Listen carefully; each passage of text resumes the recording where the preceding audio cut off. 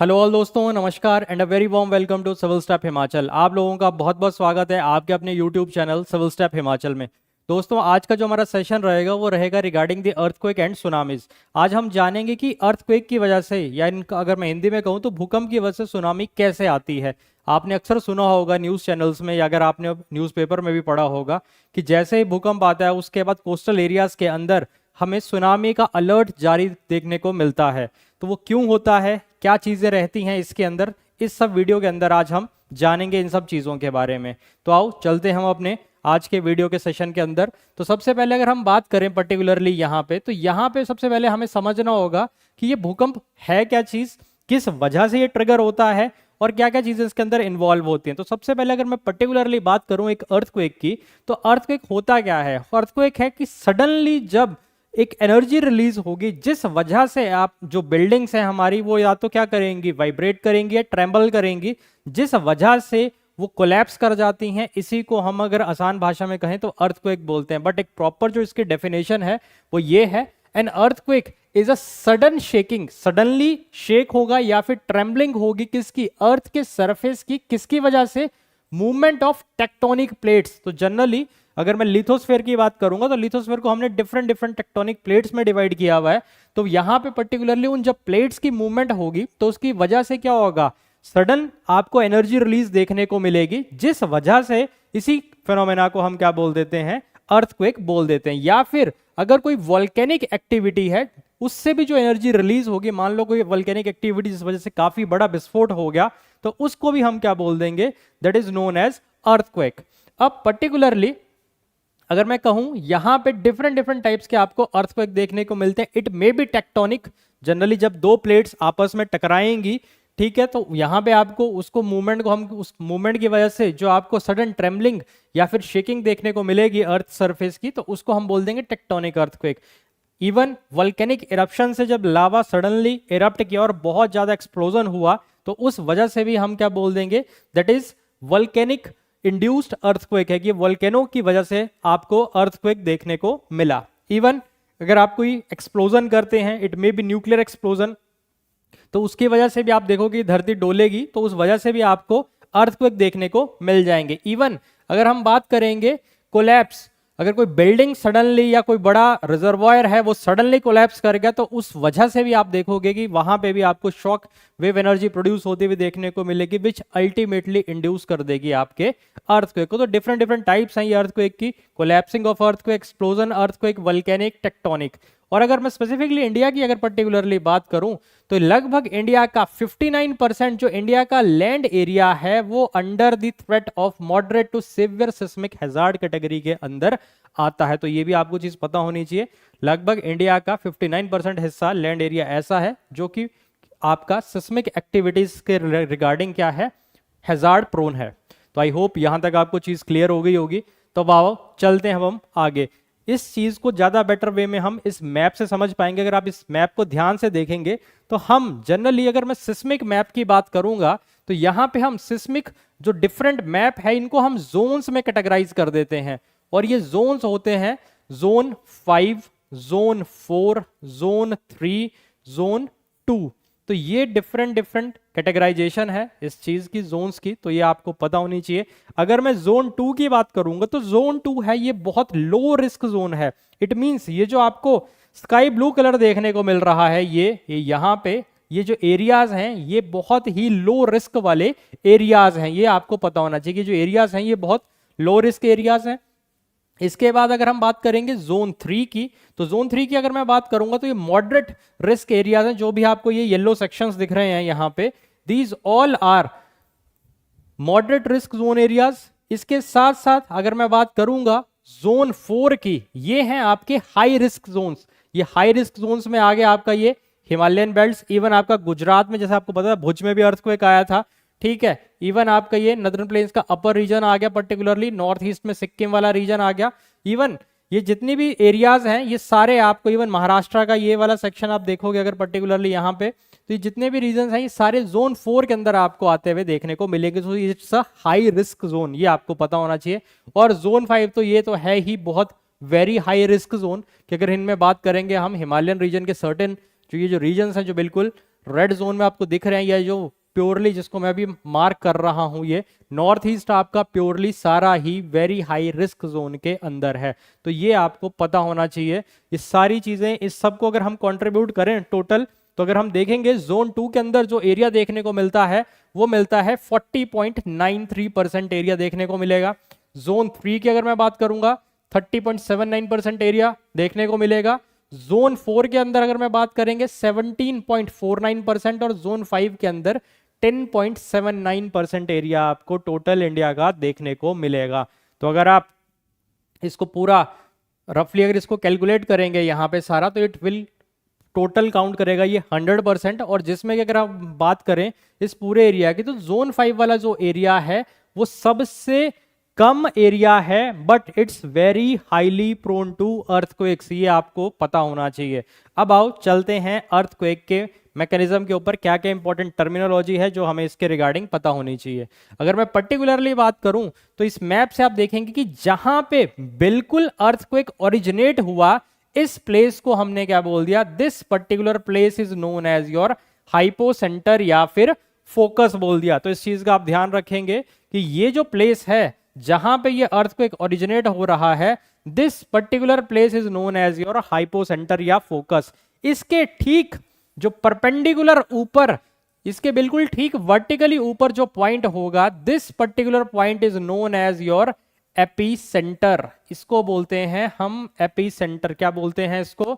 This particular place is known as your epicentre. तो ये point रहेगा आपका एपीसेंटर। ये आपको पता होना चाहिए जो इंपॉर्टेंट चीजें हैं इस particular information regarding the earthquake.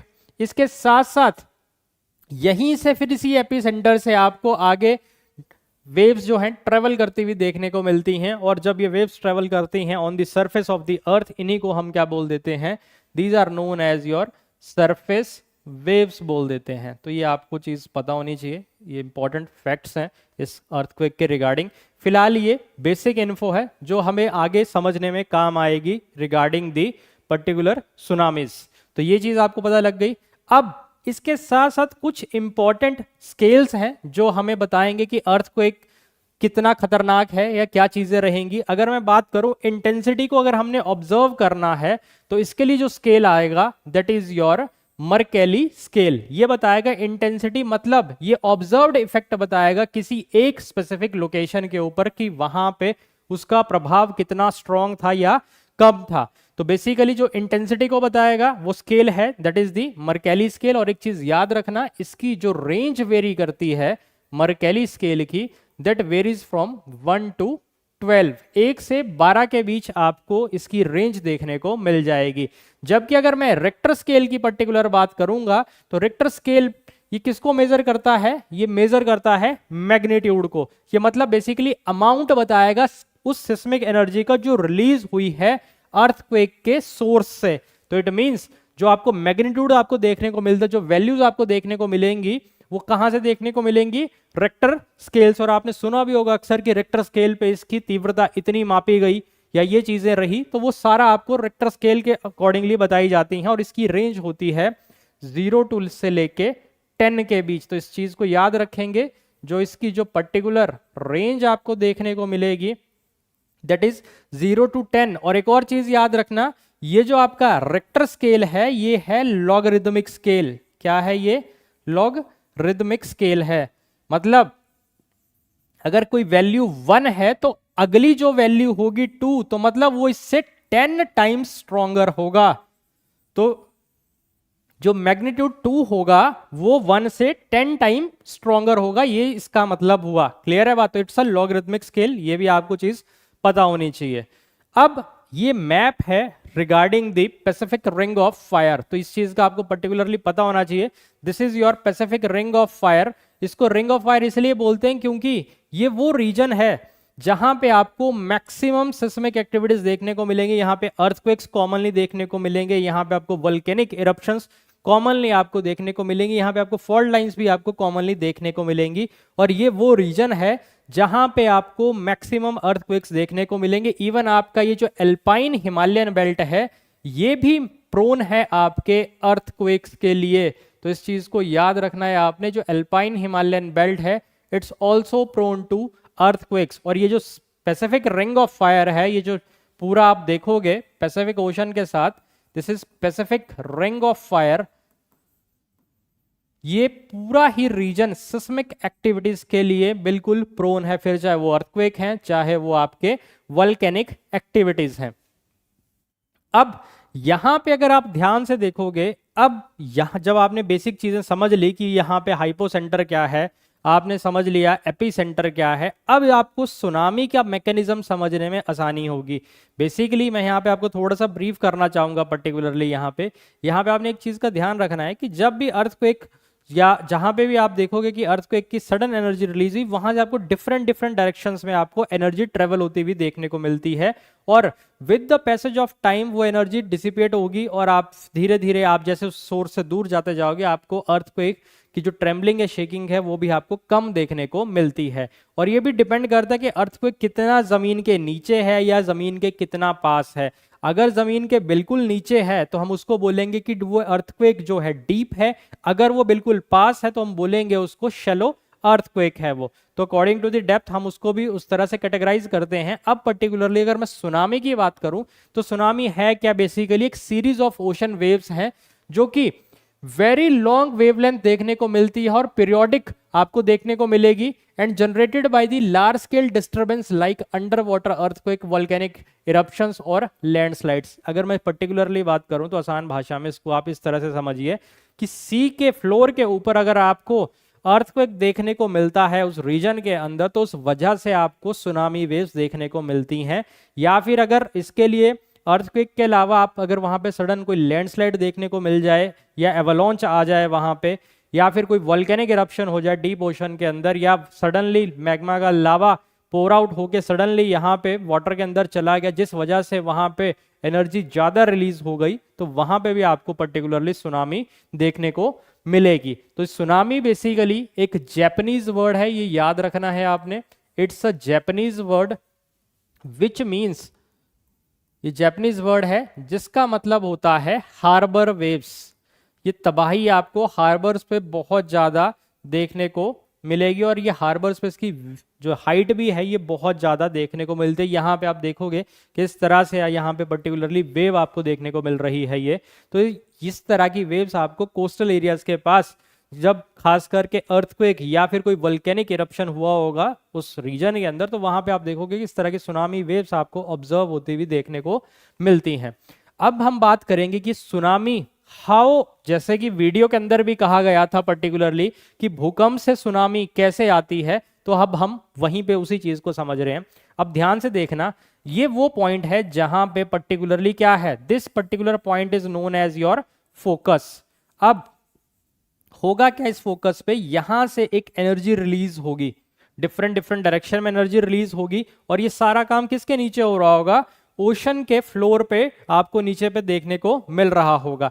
अब ये एनर्जी जस्ट अबव इसके ऊपर जो पॉइंट होगा, दिस पर्टिकुलर पॉइंट, ये देख रहे हो आप, इसके ऊपर बिल्कुल ये जो पॉइंट है सरफेस के ऊपर पर्टिकुलरली सी बेड के ऊपर, यहीं पे आपको देखने को मिलेगा ये पॉइंट। इसको ही हमने क्या बोल दिया, this particular point is known as your epicentre. अब इसी एपी सेंटर से, अब जैसे कि आपने देखा कि सरफेस के ऊपर, अब यहां से डिफरेंट डिफरेंट डायरेक्शंस में अब एनर्जी क्या होगी, पास आउट होगी, यहां से ऐसे जाएगी।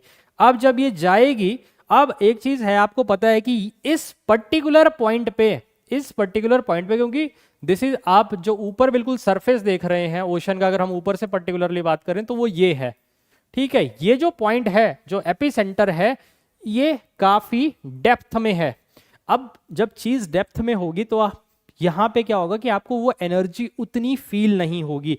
अब एनर्जी क्या करेगी, वो डिसिपेट करेगी डिफरेंट डिफरेंट डायरेक्शंस में। अब धीरे धीरे ये एनर्जी ट्रेवल करना शुरू कर देगी, और अब ये जब ट्रेवल करेगी तो क्या होगा, आगे मूव ऑन कर रही होगी। आप सिंपली इस तरह से समझिए कि अगर मैं सपोज करिए कि यहाँ पे कोई पानी रखा हुआ है, यहां से इसके नीचे से कोई एनर्जी रिलीज हुई, तो जब ये नीचे से एनर्जी रिलीज होगी तो यहां पे तो आपको कोई चीज देखने को नहीं मिलेगी, बट पर्टिकुलरली जैसे जैसे वो आगे ट्रेवल करेगी, या अगर मैं कहूं कि जैसे जैसे इसकी डेप्थ कम होती जाएगी, तो वो एनर्जी आपको ज्यादा एक पॉइंट पे कंसंट्रेट होती हुई देखने को मिलेगी। इस चीज को आप यहां से समझो कि पर्टिकुलरली यहां पे वो एनर्जी रिलीज हुई और वो एनर्जी अब यहां पे डिफरेंट डायरेक्शंस में मूव ऑन कर रही है। पर पर्टिकुलरली अगर मैं बात करूं कि यहां पे डेप्थ ज्यादा होने की वजह से वो चीज आपको यहां पे पर्टिकुलरली वो हाई हाइट वेव्स फील नहीं होंगी। बट जैसे जैसे आप ये आगे आते जाएंगे, कोस्ट के पास आते जाएंगे, तो आप देखोगे यहां से कि यहां पे आके ये जो डेप्थ का जो लेवल है वो क्या कर गया, वो डिक्रीज कर गया। यहां पे डेप्थ क्या हो गई, आपकी कम हो गई। और जब कोस्ट तक आते आते डेप्थ कम होगी तो सडनली क्या होगा कि यहां पे वेव्स की जो एनर्जी है वो वर्टिकली पाइल अप होना शुरू हो जाएगी। आप इस तरह से समझो कि सडनली आप एक चीज देखते हो कि मान लो आप किसी बस में, क्राउडेड बस में ट्रेवल कर रहे हो और सडनली अगर आपको वहां पे ब्रेक लगाने पड़ जाए ड्राइवर को, तो क्या होता है कि एक के ऊपर एक लोग गिरते जाते हैं, वो सडनली पाइल अप होते जाते हैं। तो सिमिलरली ही यहाँ पे क्या होगा कि डेप्थ जब तक ज्यादा थी तब तक तो आपको कोई असर देखने को नहीं मिल रहा था, यहाँ पे वो नेग्लिजिबल काउंट देखने को मिल रहा था, जबकि था वहां पे भी, बट वो नेग्लिजिबल था क्योंकि डेप्थ ज्यादा थी, इसलिए हमें वो फील नहीं हुआ। बट जैसे ही कोस्ट पे आएंगे तो ये वेव्स एक दूसरे के ऊपर गिरना शुरू करेंगे इस तरह से ये, और जब ये गिरेंगी तो एक इस टाइप पे एक बहुत बड़ी एक वेव बन जाएगी। इसी वेव को हम क्या बोल देंगे, सुनामी बोल देंगे। और जैसे ही ये हाई हाइट वेव्स होंगी और काफी हाइट जब बन जाएगी और एकदम से ये प्रेशर के साथ जब आएंगी तो इन बिल्डिंग्स को ये क्या कर देंगे, डिसमेंटल कर देंगी या डिस्ट्रॉय कर देंगी। तो एक इस वजह से आप देख रहे हो कि डिस्टरबेंस हुई किसकी वजह से, अर्थक्वेक की वजह से, पर इसका इंपैक्ट सी के अंदर हमें in the form of tsunami देखने को मिला। और यहां पे लिखा भी है वेव गेट्स बिगर एज वाटर गेट्स शैलोअर। मतलब क्या हुआ कि पर्टिकुलरली यहां पे वेव क्यों बड़ी हुई, क्योंकि डेप्थ कम हो गई, और जब डेप्थ कम होगी तो एनर्जी क्या होगी, कंसंट्रेट हो जाएगी एक ही रीजन के अंदर, और वो कंसंट्रेट होते होते इस लेवल पे चली जाएगी कि बहुत बड़ी वो हाई हाइट वेव बना देगी। और उसी हाई हाइट वेव से सडनली काफी प्रेशर के साथ पानी आएगा और आपके बिल्डिंग्स को या जो कोस्टल रीजन्स है उनको फ्लडिंग करेगा और काफी ज्यादा वाइड स्प्रेड डिस्ट्रक्शन देखने को मिलेगी। और इसका एग्जाम्पल आपने सुना भी होगा, जापान के अंदर फुकुशिमा न्यूक्लियर पावर प्लांट में भी आपको पिछले कुछ सालों में, इवन अगर मैं हिस्ट्री में जाऊं काफी 5-7 साल पहले या 8-10 साल पहले आप देखेंगे अगर, तो वहां पे भी आपको डिस्ट्रक्शन देखने को मिली थी इसी सुनामी वेव्स की वजह से। और रिसेंटली अगर आपकी इस कंटेक्स्ट में अगर मैं पर्टिकुलरली बात करूं तो यहां पे आपने ये चीज देखी होगी कि ये जो रीजन है, this particular region is the Kamchatka peninsula. और रशिया में अभी आपने सुना था कि दिस इज ये कामाचटका जो पेनिसुला है, इस कामाचटका पेनिसुला में आपको पर्टिकुलरली यहां पे एक काफी हाई, अगर मैं कहूं या वेरी स्ट्रॉन्ग अर्थक्वेक देखने को मिला था। लगभग 8.8 मैग्नीट्यूड का वो अर्थक्वेक था, जिस वजह से चाहे रशिया है, जापान है, गुआम, टोंगा, अमेरिका समोआ, हवाई, कैलिफोर्निया, अलास्का जैसे रीजन के अंदर अलर्ट इशू कर दिया गया था कि यहाँ पे बहुत स्ट्रॉन्ग आपको सुनामी वेव्स देखने को मिलेंगे। और इस तरह से आप ये देखते हैं कि सी के अंदर बिल्कुल रफ कंडीशंस आपको पर्टिकुलरली यहाँ पे देखने को मिल जाएंगी। तो इस चीज का आप ध्यान रखेंगे कि ये जो आप देख रहे हैं, ये जो लहरें आ रही हैं काफी रफ हैं, और यहाँ पे पर्टिकुलरली इस तरह से आपको कोस्टल रीजन्स के अंदर ये सुनामी देखने को मिलती है। और रिसेंटली अगर मैं आज की ही बात करूं तो आज रिसेंटली अभी एक न्यूज आई है कि Drake passage hit by earthquake magnitude 7.5 reported. तो 7.5 डिग्री का मैग्नीट्यूड आपको मैग्नीट्यूड देखने को मिल रहा है कहां पे, ड्रेक पैसेज में। और अब समझेंगे ये ड्रेक पैसेज है कहां पे। अगर मैं ड्रेक पैसेज की बात करूंगा तो आप यहां पे देखिए, ये जो ड्रेक पैसेज है ये आपका साउथ पैसिफिक और साउथ अटलांटिक को कनेक्ट करता हुआ देखने को मिल जाएगा। और अगर मैं बात करूं तो ये साउथ अमेरिका के टिप जो केप हॉर्न के पास आपको देखने को मिलेगा। और आपका अगर मैं एंटार्क्टिक पेनिसुला में एक आइलैंड है साउथ शटलैंड आइलैंड के कनेक्ट होता हुआ देखने को मिलेगा। तो मतलब ड्रेक पैसेज केप हॉर्न और साउथ शटलैंड आइलैंड को कनेक्ट कर रहा है, और ये कंसीडर किया जाता है ये one of the deadliest routes या फिर रफेस्ट रूट्स आपको देखने को मिलते हैं इस रीजन के अंदर। इवन शिप्स अवॉइड करते हैं यहां से ट्रेवल करना। उसका कारण है कि यहां पे एक बहुत स्ट्रॉन्ग करंट चलता है जिसको हम बोलते हैं पैसिफिक सरकमपोलर करंट, या फिर इस रीजन के अंदर अगर हम बात करेंगे तो ये जो इस वजह से आपको इस रीजन के अंदर आपको रफ सी ऑब्जर्व होता हुआ देखने को मिलेगा। और इस रफ सी के अंदर जब इस तरह का कोई डेडली कॉम्बिनेशन बनेगा सुनामी जैसा, वो अपने आप में ही एक बहुत चिंता का विषय है, ये बहुत खतरे की घंटी है। तो इसलिए इस चीज को आप लोग याद रखेंगे। यहाँ पे ये ड्रेक पैसेज कहाँ पे है, बिल्कुल टिप पे है ये वाटर बॉडी। ये पैसेज आपको देखने को मिल जाएगा केप हॉर्न और साउथ शेटलैंड आइलैंड को कनेक्ट होता हुआ आपको यहाँ पे देखने को मिलेगा। और ये वन ऑफ द रफेस्ट और द डेडलीस्ट पैसेज है यहाँ पे इस सी रीजन के अंदर। तो आई होप यहां तक आपको चीज क्लियर होगी। इसके साथ साथ इस तरह के इंफॉर्मेटिव वीडियोस के लिए आप चैनल को लाइक शेयर कमेंट सब्सक्राइब जरूर कीजिए, ताकि इस तरह के इंफॉर्मेटिव वीडियो आप लोगों तक और ज्यादा आते रहें। So thank you very much.